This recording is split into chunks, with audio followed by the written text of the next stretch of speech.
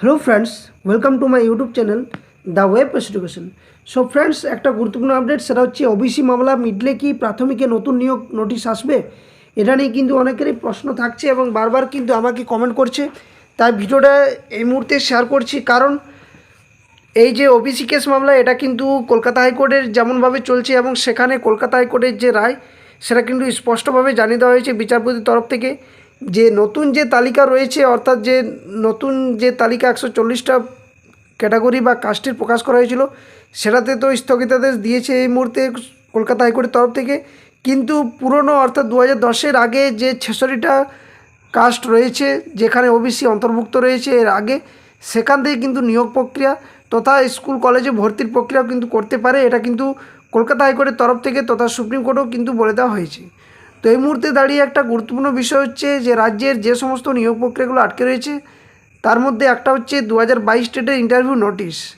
কারণ তোমরা সকলেই জানো যে কিছুদিন আগে ই টেন্ডার নোটিশ একটা পাবলিশ করা হয়েছিল পর্ষদের তরফ থেকে, যেখানে বলা হয়েছিল যে এই টেন্ডার নোটিশের মধ্য দিয়ে ডিএলএডের যে এক্সাম বা নতুন করে টেট বা ইন্টারভিউ সমস্ত কিছু বিষয়ের কিন্তু যে বায়োমেট্রিক থেকে শুরু করে সিসি ক্যামেরা, এই সমস্ত বিষয়ে কিন্তু তাদেরকে এই ই টেন্ডার নোটিশ জারি করা হয়েছিল পর্ষদের তরফ থেকে।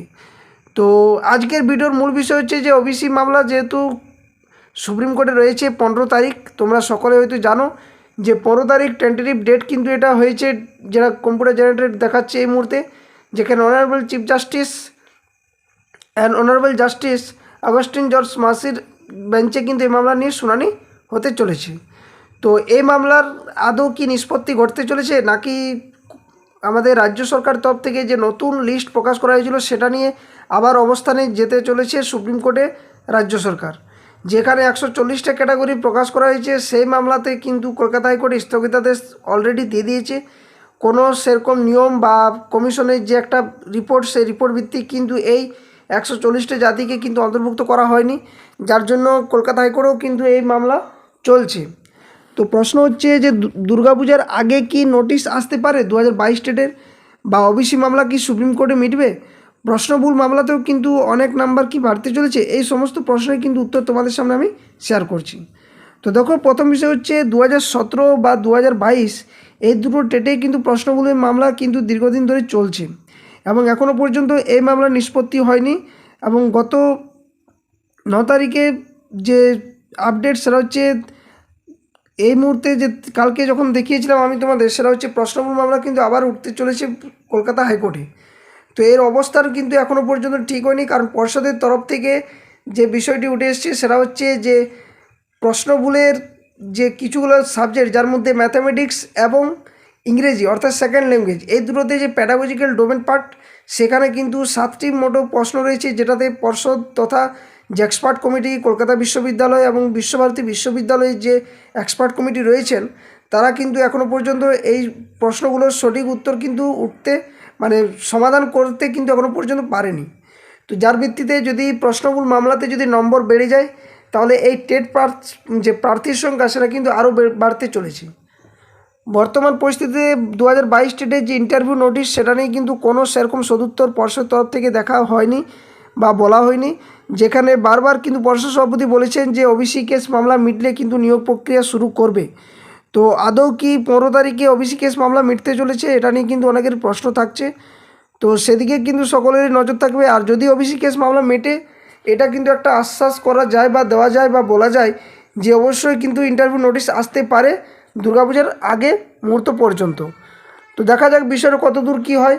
তবে প্রশ্নবহুল মামলার কিন্তু সেরকম গতি প্রকৃতি নেই, এরপর আরও কিন্তু তারিখ পড়বে, এটা কিন্তু শিওরভাবে। এই মুহূর্তে কোনো প্রশ্নবহুলের যে নাম্বার অলরেডি বেড়ে যাবে বা কিছু, যদি এক্সপার্ট কমিটি বা পর্ষদের তরফ থেকে যদি এটা একদম স্থিতি করে যে না, ওনারা যে এক্সপার্ট কমিটি রয়েছে তারা কিন্তু এই কিছুগুলো প্রশ্নের উত্তর খুঁজে পাচ্ছেন না বা সঠিক উত্তর দিতে অবস্থানে নেয়, তাহলে কিন্তু অবশ্যই কলকাতা হাইকোর্টের তরফ থেকে নতুন করে যে এক্সপার্ট কমিটি বা অন্যান্য রাজ্য থেকে যে এক্সপার্ট কমিটি এনে কিন্তু এই প্রশ্নগুলি কিন্তু যাচাই করতে পারে। তো কাদের কত কি নাম্বার রয়েছে তার ভিত্তিতে কিন্তু অবশ্যই নাম্বার কিন্তু বাড়তে পারে। আরেকটা আমাকে একজন প্রশ্ন করেছিল যে দাদা, আমি কিন্তু ওবিসি ক্যাটাগরিতে পাস করেছি এবং যে ওবিসি সার্টিফিকেট সেটা কিন্তু ছিল 2010-এর পরে, এবং সেখানে 2022 পরীক্ষাতে বসি এবং পাস করি। তো তাহলে কি ওবিসি কেস যে মামলা সেটা যদি পুরোপুরি বাতিল হয়ে যায়, যে সার্টিফিকেটগুলো বাতিল হয়েছে সেটা যদি একদম পুরো বাতিল হয়ে যায়, তাহলে কি আমার কি সেটাতে মানে আমাকে কি ফেল করবে? তো দেখো, এটা বলে রাখি, যে সমস্ত নিয়োগ প্রক্রিয়াগুলো আগে ঘটে গেছে অলরেডি, সেটাতে রাজ্য সরকার তথা এদিকে সুপ্রিম কোর্ট বা কলকাতা হাইকোর্ট কোনোভাবেই সেটাতে হস্তক্ষেপ করবে না আশা করছি। কারণ সেক্ষেত্রে যারা পরীক্ষাতে বসেছিল সেই সময় যেহেতু কোনো সুপ্রিম কোর্টের আদেশ আসেনি বা স্থগিতাদেশ হাইকোর্টের তরফ থেকেও কিন্তু সেই মুহূর্তে দেওয়া হয়নি বলে সেখানে ফর্ম ফিল আপ করা হয়েছিল। যদি সাবজেক্ট টু আউটকাম হিসেবে লেখা থাকতো তাহলে হয়তো বিষয়টা একটা আলাদা হতো, যেটা বর্তমানে যে এসএসসি যে নিয়োগ প্রক্রিয়া চলছে ফর্ম ফিল আপ, সেখানে কিন্তু টোটালি যে ক্যাটাগরি সে ক্যাটাগরি কিন্তু উঠিয়ে দেওয়া হয়েছে এবং এই মুহূর্তে সাবজেক্ট টু আউটকাম হিসেবে সকলে কিন্তু ফর্ম ফিল আপ করছে। তো এই আপডেটগুলো কিন্তু অবশ্যই খুবই গুরুত্বপূর্ণ। আশা করা যায় 2022 স্টেটের নোটিশ যতদিন পর্যন্ত আসছে সকলে কিন্তু প্রিপারেশন চালাও। যদি ভাগ্যক্রমে যদি এবার যদি 15 তারিখের মামলাতে আশা করছি একদম পুরো সম্পূর্ণ বা নিষ্পত্তি ঘটবে না, রাজ্য সরকার কিন্তু সেখানে 140টা যে কাস্ট ক্যাটাগরি প্রকাশ করেছে ওবিসি, সেটাতে নিয়ে অবশ্যই সুপ্রিম কোর্টে যাচ্ছে। তো ওখানে কিন্তু যে একদিনের মাথায় যে এটা মিটবে সেটা নয়, আরও কিন্তু ডেট পড়তে পারে। তবে যেহেতু সামার ভ্যাকেশনের ছুটি চলছে এই মুহূর্তে সুপ্রিম কোর্টে, দ্রুততার সাথে কিন্তু তারপরে কাজগুলো নিষ্পত্তি ঘটানোর চেষ্টা করবে। আর যেহেতু রাজ্যের সমস্ত নিয়োগ প্রক্রিয়া বাকি রয়েছে এবং সামনে যেহেতু 2026 বিধানসভা ভোট, তো সেক্ষেত্রে বলা যায় যে যদি নোটিশ আসে অবশ্যই দ্রুততার সাথে নোটিশ কিন্তু আসতে পারে। এবং পর্ষদ যেহেতু ই টেন্ডার নোটিশ জারি করেছে, সেখানে যে নতুন করে আবার টেটের যে একটা গন্ধ পাওয়া যাচ্ছে, সেটাও কিন্তু একটা সকলের মধ্যে প্রশ্ন জাগছে, যেখানে 2022 টেটে ইন্টারভিউ বাকি, 2023 টেটের রেজাল্ট এখনও পর্যন্ত প্রকাশ করেনি, সেক্ষেত্রে কীভাবে এই নোটিশ জারি করতে পারে ই টেন্ডার নোটিশ। তো অবশ্যই সকলে চোখ রাখো। আর সাথে সাথে বলে রাখি, যারা 2022 টেট ইন্টারভিউর জন্য প্রিপারেশন নিচ্ছ, অবশ্যই দ্য ওয়েব এডুকেশন চ্যানেল প্লেলিস্টটিকে ভিজিট করো। ওখানে অলরেডি অনেক ইন্টারভিউ ক্লাস করানো হয়ে গেছে এবং যারা অফিসিয়াল টেলিগ্রাম চ্যানেলে যুক্ত হওনি ওখানে যুক্ত হয়ে যাবে, কারণ ওখানে যে সমস্ত আমি ক্লাসগুলো করিয়েছি দ্য ওয়েব এডুকেশনের ইউটিউব চ্যানেলে, সে প্রত্যেকটা ক্লাসের কিন্তু পিডিএফ সম্পূর্ণ ফ্রি অফ কস্ট তোমাদের ওখানে প্রোভাইড করা হয়েছে। তো ওখান থেকে কিন্তু পিডিএফগুলো কিন্তু ডাউনলোড করবে এবং পড়ার চেষ্টা করবে। আর যারা আপার প্রাইমারি টেট বা এসএলএসটি বা আদার্স যে কোনো কম্পিটিটিভ ওয়ান ডে এক্সামের জন্য প্রিপারেশন নিচ্ছ, অবশ্যই বলবো বিশ্বাসের সহিত কিন্তু ক্লাসের ভিডিওগুলো দেখো, অনেক হেল্পফুল হবে।